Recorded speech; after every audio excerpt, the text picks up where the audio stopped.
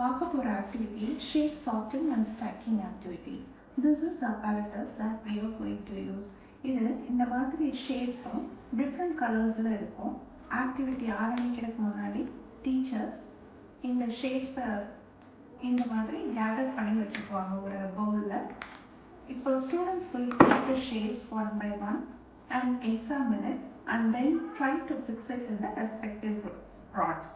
இந்த மாதிரி பார்த்துட்டு அவங்க ட்ரை பண்ணுவாங்க எந்த ராடில் ஃபிக்ஸ் பண்ண முடியும் அப்படிங்கிறத பார்த்துட்டு they will be fixing it. இந்த மாதிரி ஃபிக்ஸ் பண்ணுவாங்க. ஸோ ஒவ்வொன்றையுமே எடுத்து அவங்க அப்சர்வ் பண்ணி maybe they will recognise the holes அந்த மாதிரி இருக்கிற மாதிரி பார்த்து they will fix it.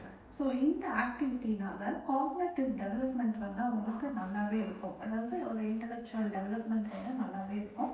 And cognitive டெவலப்மெண்ட்டில் problem solving skill, pattern recognition, அதாவது ஷேப்ஸை வந்து ரெகக்னைஸ் பண்ணுறது, ஸ்பேஷியல் அவேர்னஸ், அதாவது அந்த டிசைன்ஸ் அந்த மாதிரி இந்த மாதிரி ஸ்கில்ஸ் எல்லாமே டெவலப் ஆகும்.